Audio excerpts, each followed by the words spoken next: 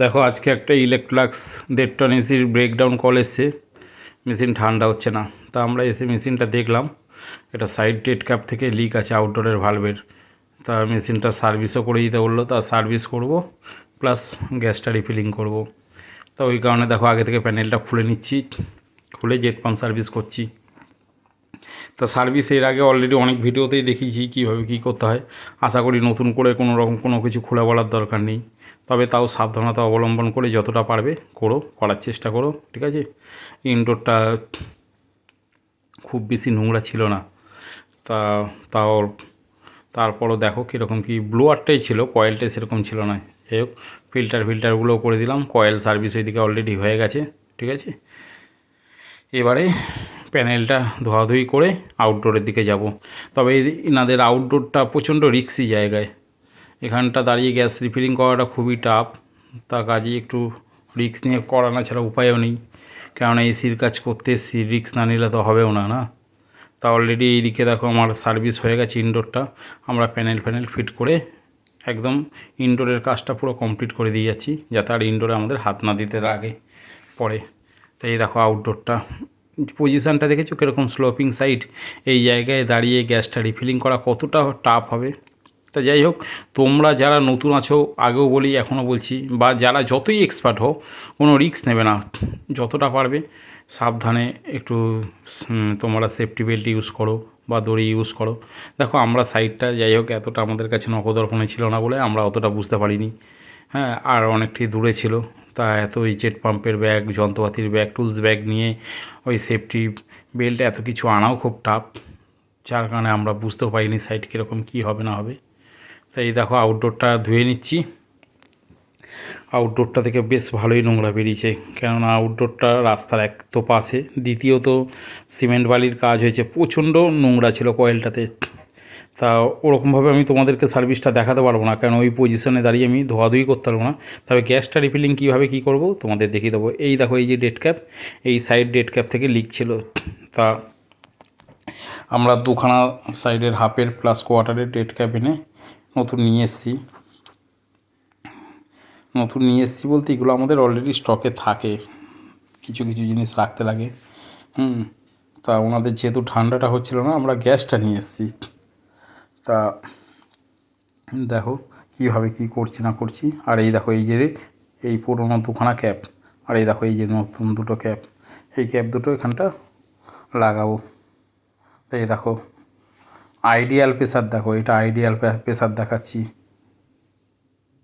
Ideal pressure সামান্যতম কিছুটা, হয়তো একদম সামান্যতম গ্যাস, হালকা গ্যাস রয়েছে। যাই হোক, আউটডোর চলে গেছে, মেশিন আমি চালিয়ে দিয়েছি, আউটডোর চলছে। এবার দেখো গ্যাসটা রিফিলিং করব। আর এসিতে যখনই গ্যাস রিফিলিং করবে, বিশেষ করে এইটা মাথায় রাখবে, যদি ভ্যাকুম করার হয় ভ্যাকুম মেশিন দিয়ে ভ্যাকুম করে নেবে, নচেত তোমরা চেষ্টা করবে যে সেলফ ভ্যাকুম করে নেবার। তা দেখো আমি অলরেডি মেশিনটা চার্জিং পাইপ লাগিয়ে কিছুটা ফ্লাশ করে নিয়েছি, নিয়ে গ্যাসটা কীরকমভাবে দিচ্ছি। আর তোমরা যখন গ্যাস দেবে একবারে দেবে না, গ্যাসটা থেকে থেকে দেবে, হ্যাঁ, কেন একবারে দিলে অনেক সময় কম্প্রেসার বসে যাওয়ার চান্স থাকে, কম্প্রেসার লোড নিতে পারে না। যাই হোক, গ্যাসটা আস্তে আস্তে দেওয়ারই নিয়ম, থেকে থেকে গ্যাস দেবে। আর এটা R22 গ্যাস রিফিলিং করছি, কিন্তু আমার সিলিন্ডারটা 410 সিলিন্ডার ছিল 410-এর, কিন্তু কিছু করার ছিল না, R22-এর মধ্যে বাধ্যতামূলক নিতে হয়েছে, কারণ আমার আরেকটা সিলিন্ডারের ভাল্ব খারাপ ছিল 22-এর, যার কারণে এর মধ্যে R22 রিফিলিং করেছি। তোমরা ভাবতেই পারো নন ইনভার্টার এসি 410 সিলিন্ডার লেখা আছে সিলিন্ডারের গায়ে, তো এটা 410 না, এটা R22। তাই দেখো আমি আস্তে আস্তে মেশিনটা গ্যাস রিফিলিং করছি, আর তোমাদের এবার ব্যাক প্রেসারটাও দেখিয়ে দেবো।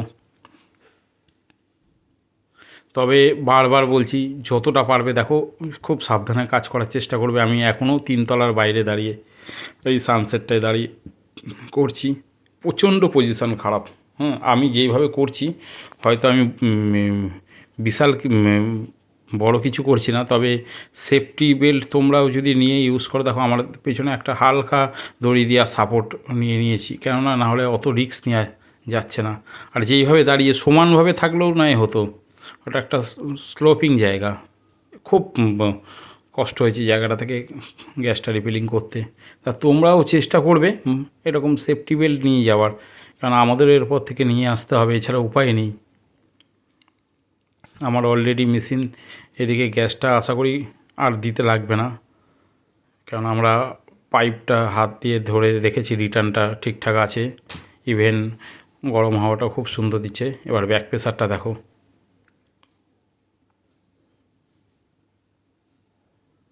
ব্যাক প্রেসারটা দেখিয়ে দিচ্ছি দেখো।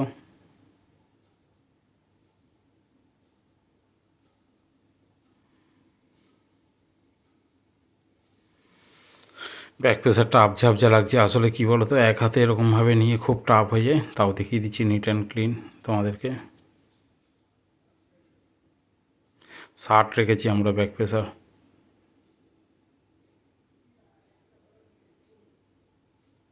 মেশিন আমাদের কমপ্লিট। এইদিকে লিক চেক করেও নিয়েছি, আর কোনো লিক নেই, মেশিন কমপ্লিট। ভালো থেকো বন্ধুরা সবাই।